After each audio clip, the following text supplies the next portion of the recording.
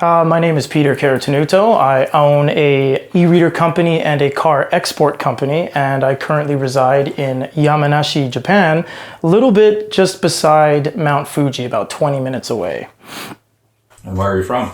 I'm from Vancouver, born and raised. Vancouver, BC. Met my wife, who is Japanese, in 2014, but we had actually lived in Vancouver from 2014 to 2019, so we had no intentions of coming to Japan. To speak candidly, things in Canada just got a little bit expensive to the point that the amount of money that it took just to put your head on a pillow at the end of the day wasn't worth it. It started to run away from us. Then we had our first child, and it became very evident that monetarily speaking, we couldn't make it in Canada. So Japan seemed like the better of the two options, also because Japan has less dangerous things that could pose a threat to a child. So we also put that at the forefront of our decision, and kid was safer here, basically. I can go all day for cost disparity. Yeah, the cost of Canada, I mean, an average, we call them a Vancouver special. I'm sure you know there's many different generations of it. The ones with the bricks at the bottom or the square ones from the 2000s. An average Vancouver special in, say, 33rd and Victoria is running you over $1.5 million. And you're not getting a new house. Whereas in Japan, you could essentially buy land for $50,000 and build a brand new house for $200,000. You do the math and you're like, there's no comparison. And it's not my words. I mean, you can look at social media, those guys that do that cost disparity breakdown, and it's not even close. It's not even close. A lot of people do come here straight for teaching English, which is a great introduction, and I believe it's very viable to come here and teach English and potentially get your work visa and subsequently whatever visa after that. But my wife being Japanese, it helped get in, of course. It's not quite as black and white as just, oh, your wife's Japanese, you're in, because I had to go through about 4 rounds of visa renewals before I could get my PR. So it wasn't a instant thing for me as well. I had to show a lot of my taxes and bank accounts and all that. So if people are thinking, oh, you get a Japanese wife and you're in, it's not quite that clear, actually. So my cards had expiration dates up until just a few years ago. So, fortunately for me, I have a business I've held since 2008, which is the e-readers you see behind me. So I can essentially work anywhere. I've did some small stints in America. I lived there for several months, and when I go on travels, as long as I have my phone, it's pretty much have access to my entire core business. So I could easily set up shop here. Had the costs been not so bad as far as like the cost of living goes in Canada, do you think you would have still moved to Japan? That's a really good question. I'm not sure, because in 2018, prior to my son being born in Vancouver, I had just finished renovating my grandpa's first floor where we were living. Did the floors, did the kick plate, walls, everything. So we were setting up shop in Vancouver. And we, again, as I said earlier, we had lived there from 2014, got married in 2015, and resided there till 2019. So we didn't technically have plans to move here. There wasn't like a move date. Didn't say, oh, bye everyone, I had this big party with balloons and stuff. It was just a matter of situation with COVID and everything like that. That's a good question. I can't answer that because I don't know, but I obviously love Canada. It's amazing, it's great, everything's nice and wide. It's, to say it lightly, if you live in the middle of Japan, where I am, it's the middle island called Honshu.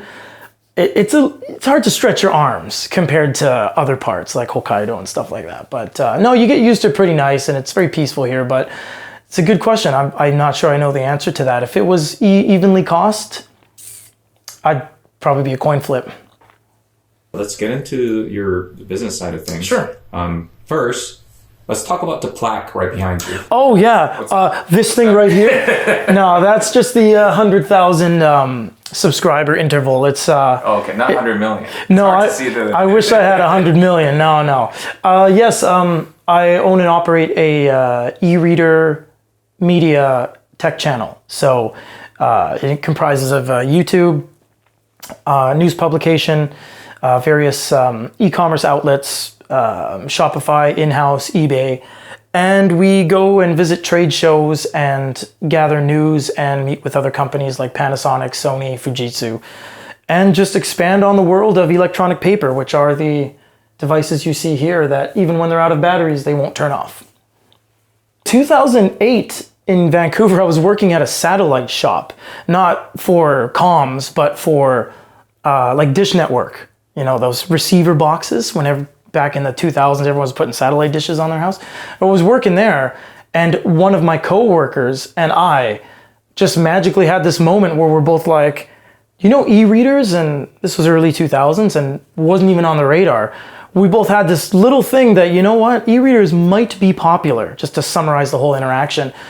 So in 2008, we started a company, and that's the same company we've held ever since that day. It's going on 16 years now. And yeah, we cover everything e-reader related and alternative screen technologies as well, like reflective LCD, etc. But that's its humble beginnings. You just started in my mom's basement and just filming videos on a tablecloth. You can see it on YouTube. We literally had a kitchen towel as the backdrop of some of our first videos. And you could hear either my business partner or I say, okay, are you rolling? Okay, go. And we left that in. So it's pretty bad, but we've come a long way. And tell us a little bit more about the business model itself. So sure. Are you mainly promoting e-reader and its technology and then generating revenue through affiliation type of business model, or what? Right. It's all of that. Yeah, it's all of that and more. It's basically anything related to e-readers. So it would be getting distribution agreements with other brands like Sony and Amazon, for example. We would buy their things and sell their things. We would also do YouTube, and we do marketing, and we do, yes, affiliates with certain brands. And we would gain business relationships with other companies like Fujitsu, for example. They would send us a bunch of units that we would review and then either send them back or keep them and do contest giveaways. We've done 160 contests and giveaways and all that stuff over the years. And it's essentially anything that can be done around the world of e-readers, we have our hand in. I think a lot of people just don't know what it is. So to just summarize it quickly, with something like the very video you're watching this on right now on your phone or your tablet or your PC, if you were to press the power button, it would turn off. It'd be a black screen like your TV. These never turn off. You see this one's out of batteries, but it's still displaying something because it's using actual ink. There's microcapsules filled with ink that go up and down and display black or white accordingly. So I think people don't know what it is. So it wouldn't be so much about a misconception. It would be about the lack of awareness of the products themselves, even though they're everywhere. Even in Superstore, for example, in Van, if you go to Superstore, see those little price tags? Those are e-readers, they're e-paper. So if you look at a can of corn and it says $2.95, that's e-paper. So you'll keep your eyes out now that I said that. What do you think is the reason why the delay with the proliferation of the technology? I don't know if that's a good question. No, that is a really good question. It's a question we get asked kind of a lot. I think it's just that with LCD, LED, they're everywhere. You can go on Wish and Temu and get $19 tablets, race to the bottom prices. You can't do that with e-readers. The technology itself inherently is very expensive. So people would say, oh, I'm not going to spend $200 on a Kindle. I can buy an iPad. You're right, but that's like saying I'm not going to buy a car. I'm going to buy shoes. They're kind of different things. You know, e-paper technology, it doesn't require a backlight. You can still see it. It never dies. The battery doesn't use battery unless you're doing something. So if you were to get this unit, it says sleeping, it's going to look like this forever because it only uses battery when it changes state. Whereas LCD, LED, is refreshing constantly, your eyes just can't catch it. So I just think it's LCD, LED is just too embedded into our lives. It's everywhere. Every TV, every computer, every GoPro, every camera. It's got LCD, LED. But also in terms of like health side of things, like with e-readers. It's really easy on your eyes. Right. Doesn't affect your eyes. Looking at that is no different than looking at paper. It's an actual thing. There's no backlight. There's no pixels that flash colors into your eyes. There's no flickering. It's literally just electronic paper. Yeah. I have a Kindle myself. Oh, nice, I got it as a gift. Which one? I know them all. Well, that's the thing. I don't know. Sorry. But based on, I don't remember exactly when I got it, but let's just say it was early, let's say it was maybe 10 years ago. Mm-hmm. And I'm using it to this day. Oh, wow. The battery life is still good. Yeah. Give me a reason why I should, or sell me why I should upgrade. That's a good question. Big companies like Fujitsu, like Amazon, they don't release a whole lot of units because, like you said, the one unit lasts for a long time. It does depend on the brand. For example, some other brands, Big Me and Onyx, they release 3 devices a year as a way to just get more sales. There is no real reason to upgrade, and this isn't Nate, this isn't an industry scandal, me saying this, but it's the same thing like a phone. I mean, people buy the iPhone 16 and they spend $2,000 and they're like, oh, I got the latest iPhone. All right, what are you doing? I don't know, scrolling. It's like, that's all you do is play Candy Crush and scroll. You can do that on anything. You can do that on Sony Xperias that are made in 2013. You could do that. So it's just wanting the latest thing, being sold the latest thing. But no, e-readers, they last forever, basically. And no, your Kindle is going to be good for another, unless the battery just simply becomes old, it will be functional for much longer than 10 years. What about the ink, or what were you calling it? Yeah, it is ink. There's microcapsules that have little particles, and based off of the electronic charge, the black particles will come up or down respectively, and that's what creates the image. There have been instances where devices will get pixelated lines where the capsules no longer move. So yes, there will be instances of the screen dying. But at that point, you can just buy the next Kindle, which is $140. So you're good for another 10 years. Okay, so if I were to upgrade my e-reader tomorrow, what model or brand you would? Here comes the pitch. No, I don't know. There's more competition in the scene now than there ever has been. There's got to be 50 competing brands right now, when back in the day there were 4. So you can't go wrong with Amazon. You can't go wrong with Barnes & Noble if you live in the States. Kobo Rakuten is good. Big Me is good. Onyx is good. The list just goes on. I mean, this European company from Germany, they just sent us 3 units. So there's constantly activity in the scene, but if you're just a casual reader, you just want access to a lot of books, just get an Amazon, because they have the biggest ecosystem. They have 7 million books or something. How about some numbers? Can we talk numbers? Sure. What are you bringing in? A couple million a month? What's that? And is that terms of viewership or dollars? In terms of revenue, whatever you can share, or how far you've come. Obviously, you mentioned you can live anywhere, essentially.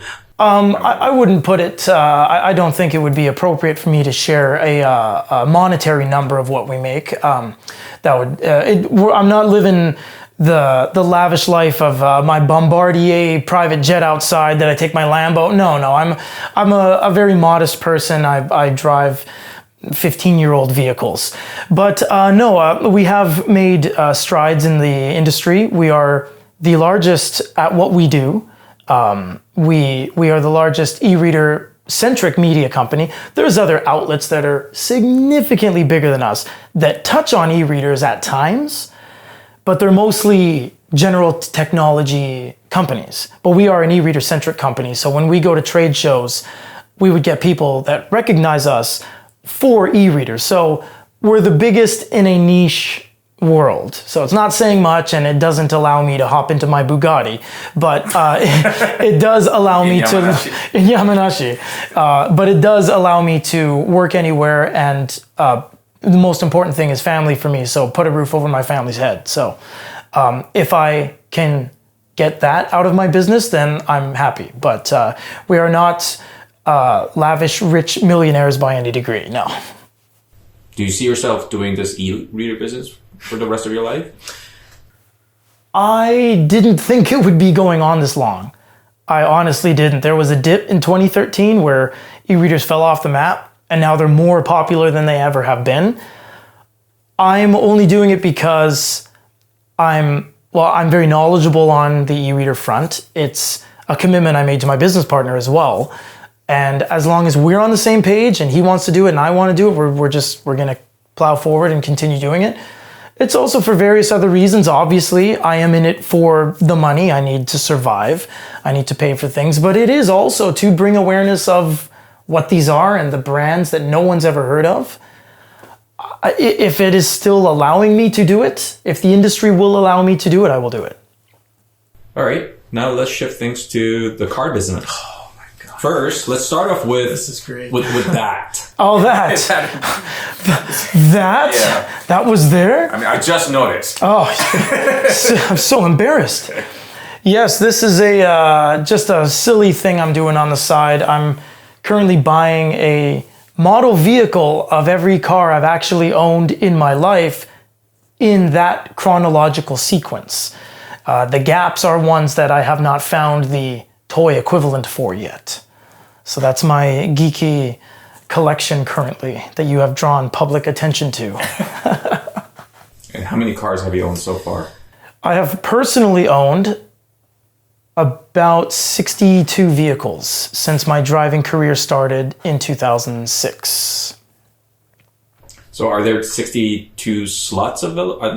I believe this is an 84 banger here, yes, so there will be enough for 62, and this is currently the latest one I have that I actually have had. So I'm trying to just switch them out until they're the most accurate. But yes, this is a true depiction of the timeline of my life in cars because it's very important to me, the car world. Right. So starting from the top left Yes. to bottom right. Now allow me to go through each individual one. I guess the ones that would make more sense to the people, both enthusiast and non-enthusiast, just so we include everyone, would probably be the 86 Corolla. It's very well known. I did actually have in Vancouver a gray, I can't find a gray yet, 1986 AE86 Corolla. I actually owned one, and I had it for 2 years. And it was a very, very cool car. And it was early on in my career, as you can see, number 5. And from then on, it went Miata and Evo and Cappuccino, and rest is history, and trying to show off that history, basically. Yeah. And once it's completely filled, you should totally put a piece of glass over it and start another board, because I'm only in my 30s, and I don't see myself stopping liking cars anytime soon. So I'm going to need board number 2 and 3, maybe. So tell us about that. Did you always have this strong interest in cars? How did that start? A little bit of background about that. Yeah, I've never been the type to have a poster of a Lamborghini on my wall. In fact, my dream car is a Suzuki, of all things. So don't judge me. But no, I'm into everything about the car culture. There's something about it that brings people together. In fact, the reason I've met you was from cars. It was from a modest Craigslist ad for one of my vehicles. So it truly does evidently bring people together. Here we are today, and I've met some of my best friends to this very day through cars. So there's that, but there's also the mechanical nature of it, the repairing of it. When you drive it, you just turn off the radio and listen to it and find out what's wrong and what needs fixing and tweaking. And it's also the obvious key into freedom. It's the first step into true freedom. Well, the first step is a bicycle, I guess, but you know what I mean. It's one of the first keys into freedom of your life, is to be able to drive 2 hours away to to a White Castle or something, something you've always wanted to do, but you were too young to be like, oh, mommy, can you drive me somewhere? It's your first actual ride. So whether you like cars casually and you just use it for transportation, or you like more of the sporty enthusiast type of world that I do, it's for everyone. And it's whether you like it or not, cars are part of our lives, whether it's gas or EV or hydrogen. They're always there and they're always present. And I do believe it brings people together more than tears people apart. And I'm just about living a good life. Why Suzuki? And or was there someone in your life that influenced you to really have this affection towards cars, like your dad or uncle or anyone mechanic? No, my dad was always just into the normal kind of American cars. So he'd like Chevelles and stuff like that, Pontiacs. I'm not against American cars. It's just they're typically heavier and a little bit sloshier, kind of like you're driving a boat. It's true. I've owned American cars. I've owned many of them. I've owned Saturns and Chevys and all sorts of stuff. But no, Suzuki was just, there's this one particular car called the Alto Works, and it just speaks to me in a way that no one really knows about it. And that's not why I like it. I'm not hipstery like that, so to speak. But I saw it and I'm like, it's the perfect, it hits all the right metrics. It's priced well, it's attainable, but it offers something that other cars can't for what it is. And of all things, it's a Suzuki, it's not a Ferrari. I've always been into selling vehicles. I went for my dealer's license. I officially got my dealer's license through a course I was doing in Vancouver, and I was in sales for a few years at a dealership. I have also come from the very bottom as well. I worked at Mitsubishi and Nissan as a lot boy, which requires you to just wash cars all day. So I've seen every aspect of the business. And me and my other business partner now have developed a car export business where we export and subsequently import vehicles and sell them through our other incorporated company. So that's something that I had been doing prior to coming to Japan as well. It's just a heck of a lot easier to do it once we have a guy on the inside, so to speak. It's called Sushi Cars, just as it's an identifier of the country. Japan is, very indicative of Japan, to sushi and ramen and all that kind of stuff. And cars being cars. So didn't want to call it like Blue Water Holdings or anything like that. Just have some fun with it. So Sushi Cars is the name of it, and that's what we do. Did you mention the name of your e-reader? I did not. No, it is a very easily named Good e-reader. So that's basically a good e-reader. And if you Google us, you'll find us everywhere. Do you also have access to, or even licensors, possession of a license to participate in auctions? Jack? I don't. I don't like the things that are in the auctions. It's just a personal thing of mine. Auctions are arbitrarily graded. They would say this car is a whatever grade. I don't know who decides that, because there seems to be very little consistency across that metric. Whereas if I go out, physically go out and look at a car, I can decide if it's good or bad based off of my knowledge, not rely on a blind purchase from an auction just because someone says it's something. So I would rather scout personally. I've gone from Yamanashi to Saitama on a train to look at a car, buy a car, and drive it home. Are you a certified mechanic? I'm not a certified mechanic, but I learned just like someone would learn how to draw from drawing. So when something breaks on a car, it can be very overwhelming. You can be, oh my God, my car's broken.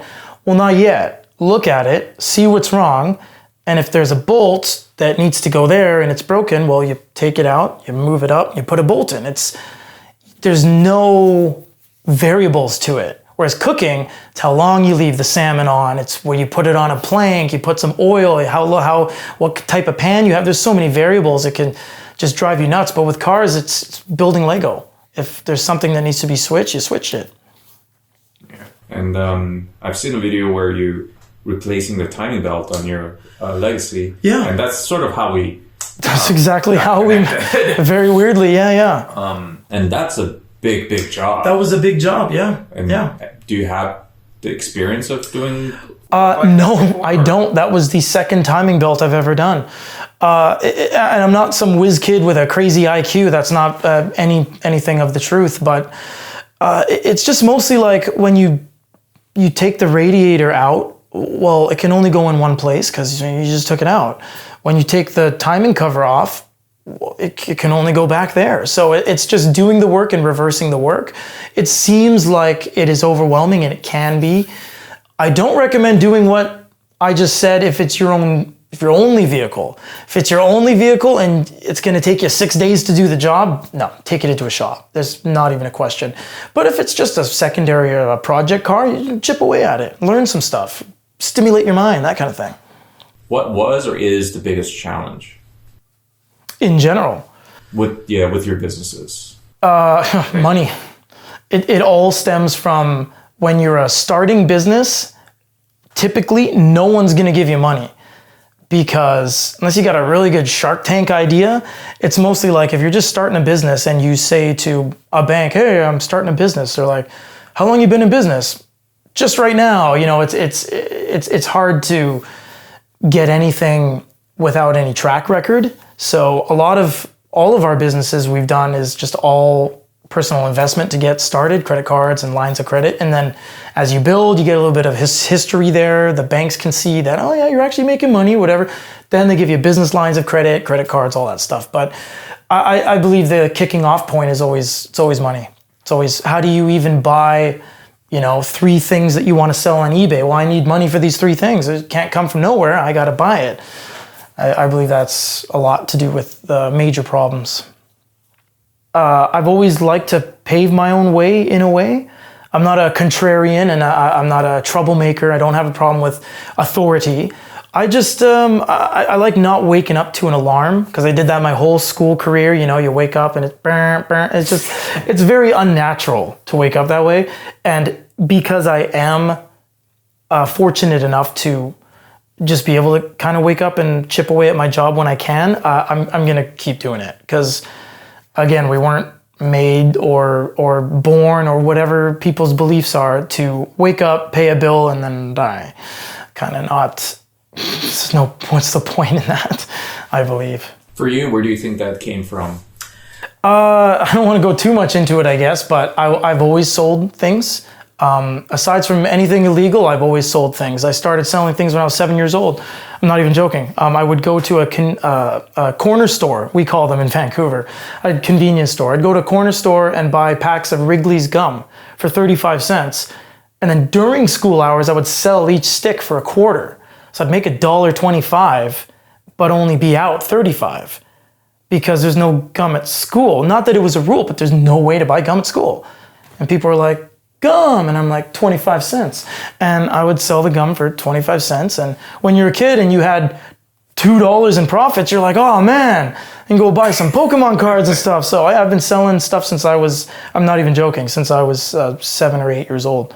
I got busted for that too. And it wasn't because of the gum. They encouraged the in entrepreneurial spirit. I got busted because the stupid kids that were buying my gum would litter the wrappers.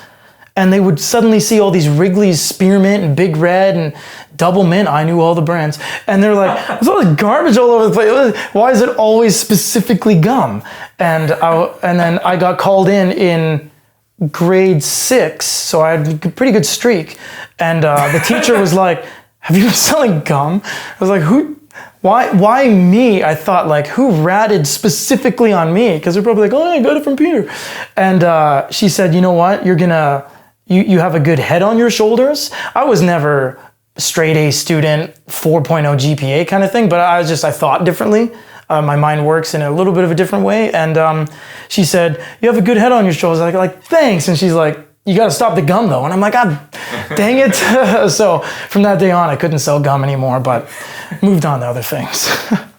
But that was a real thing too. Her name was Miss Romilly, and she busted me for providing gum, I guess, passively creating litter that I didn't litter. So, yeah. Why wouldn't the school just catch on and just be like, okay, maybe we should start selling gum out of cafeteria? They could have put me out of business, man. They could have easily just got some gum, and I'd be like, oh, man. I don't know what the whole deal was, but... and they didn't have a trench coat behind the dumpster, like, passing gum off. No, man, I was literally just like, I got some gum, everybody. And it was just the weirdest thing how I never thought I would get busted for selling gum, but it happened. It was odd, but no, since then, yeah, just anytime I had an opportunity to buy something and sell it within the realm of legalities, of course, I always have, and I believe I always will. Yeah. Would you encourage your children to take on this entrepreneurial path? Absolutely. I believe it's very important to go to school. I'm not one of those guys that's like, oh, you don't have to go to school because, you know, you can just buy this and do this and watch YouTube and learn. No, man, you got to go to school. School's more... It's not about getting the right answer all the time. It's about how you get to the answer. I encourage them to take school seriously as well, because it's not just the learning process. It's the social aspect of it, how you treat others, how you respond to when things are said to you, what makes you, it makes you who you are. So in that respect, cool. But I won't say he has to go to university just because you have to, because I just, that's a waste of time and money. Unless he wants to. He's like, oh man, I need to do this. Oh, for sure. But if he's like, I don't know what to do, I'm not going to say, oh, just do general studies. Nah, man, that's silly. Your daughter too? Yeah, absolutely. Yeah, I don't have any, I wouldn't look at my daughter any other way than I'd look at my boy. I'm not going to say, oh, you got to play with princess toys and comb her hair, unless she wants to. But yeah, absolutely. If she wants to go into, I know one of my best female friends in Vancouver, she started her own accessory company. She sells like charms and pearls and all sorts of stuff. So yeah, absolutely, I'll encourage her. Because I'm having trouble finding female guests. And I'm actively looking. Like, I reached out a good handful of them, and I can give you her contact if you want to go over to Vancouver and interview her. I'm not even joking. She's not living in Japan, though. Yeah, no, for sure. Yeah, I don't know what it is about the I guess lack of what you've discovered through these interviews that pertains to females not wanting to do it. I don't know if it's them just preferring to have a little bit more stability, because there's nothing but instability with what we do. You know, it's, you only get paid if you work. Or well, that's not to say that, for example, you get a paycheck if you go to work every day and you get your job done. But with doing what we do, it's not a guarantee. I could put in 30 hours and get nothing, or I can put 30 hours and get double. It is kind of a gamble to wake up every day and not have a paycheck coming in on the 14th of every month. So I guess, I don't know, I can't speak to them, but I don't see as many females doing what we do. Would you say that's the worst part of being a business person, being an entrepreneur? The instability and the unsure. 100%. 100%. Because at the end of the day, you got to put food in your mouth. And yeah, if there's something that prevents you from 100% getting that done, yeah, it can loom on you. Yeah. But at the end of the day, it's worth it. 100%, man. Like I said, it's 2008, been doing it. I wouldn't have done anything different. Not a second. And I believe just mathematically, Japan has allowed me to do it better. To give you one small example without going into it, you couldn't ship something from Vancouver to the next city, which is Edmonton, Alberta, for less than $9, like, Canada Post. I can ship something from Japan, same thing, 130 grams, to New Zealand or Papua New Guinea for $5. So how is it I can ship something across the world for less than something within my own country? It's just, Canada's too big. It's a logistical nightmare to get a truck, to get your USB cable from Vancouver to Saskatchewan. There's a lot of things that have to happen to get that done. So with putting a pin in that, I can talk about that all day. Japan has a little bit of a better infrastructure in place that both domestically and internationally, it's better suited for this type of business, I believe. 130 grams of what?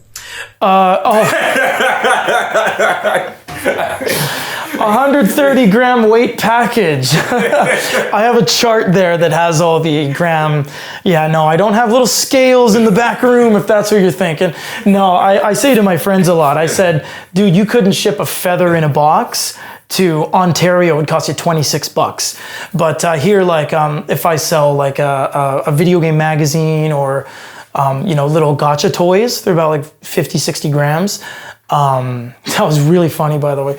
Yeah, no, it was right there. No, I think Very specific number. I think in grams specifically because it's every 100 gram intervals it becomes more and more expensive to ship to Germany and stuff like that. But it's just Canada is really expensive in a lot of aspects, and it was putting a hamper on my business. It really was. Yeah. Yeah, I guess I say to people if you're looking to move here, I know a lot of people come here and they think it's like an anime dream or something. I don't even watch anime or drama, but the only thing I would say to people, honestly, I don't care who you are, what you look like, where you come from, because people are people. But please, if you come to Japan, just be respectful. I see so many people come here and they're lack of respect. That's really the core of anything. It's the core of the result of your actions. It's the core of the way people feel after your interaction. Just be respectful. Don't be loud and rowdy and break things and just be silly at a shrine. Stop climbing crap you're not supposed to climb. Just be respectful. That's it. That's where it all stems from. It really is. Doesn't matter what country you come from. People give certain countries bad raps. No, man. It comes from respect. Just be respectful. You come here, man, you're totally fine. Then it's great. It really is. What is your favorite Japanese food or restaurant? Oh, man. I won't say restaurant because there's too many. My favorite Japanese food, I would say katsukare is my favorite. So that would be a pork cutlet with curry integrated to some degree, either on top or side, but to be eaten together. To be curry katsu, yeah. What's your favorite Japanese word or phrase? Word or phrase? One that has resonated with me when I first came to Yamanashi was icchan ii toko, which means ichiban ii tokoro. It means like the best part. Ichiban is the best, and tokoro is like it could be a place, but it could be a not so much of a physical place, but an occurrence. So it'd be like that was the best part of the TV show, but you turned it off kind of thing. So guess I'll go with that one. Yeah. What do you miss about home? My friends and family. Yeah. I've never been one to care so much about where I was. It was the company I had. What was the lowest point of living in Japan? I've never had one. I don't want to say it's perfect, but I think the stereotypes that Japanese people are not accepting, I don't know where that comes from, because again, if you follow the rules, you're respectful, and you at least attempt to learn the language, to respect others, to not have them bend to your whim that they don't understand your English, I don't see many low points. Last message for the channel? For the channel, I hope you do well. I've seen your content. It looks really good. I think it's structured beautifully, and I think it should be getting more attention than it is. So, and you are a really good interviewer too. You asked a lot of questions that made me think, not like just about what I should say, but like why I should say it, and it made me reflect on things that I haven't reflected on in a while. So yeah, good job. I appreciate Yeah, for sure. Yeah, thanks for that. Yeah, no problem. Okay. So And are you almost ready to go? Just gonna, sorry, I was about to start. just so I can do as long as I can. that was an upgrade. That was a pause. Oh, we're gonna have to cut. Can you please go outside for a little bit? What? No, really, we're doing some Mama, vlog, the okay? door is open. Thank you, man. Please. Yeah, it's okay. She's like, yeah, I'm sorry. I'm like, not. Oh my goodness. One moment. Toma Bear. Another 20 minutes, okay, please? Okay. Real. Thanks, buddy. I'll go from what I miss about home. Yeah. Yeah. Friends and family. And full power. Yo!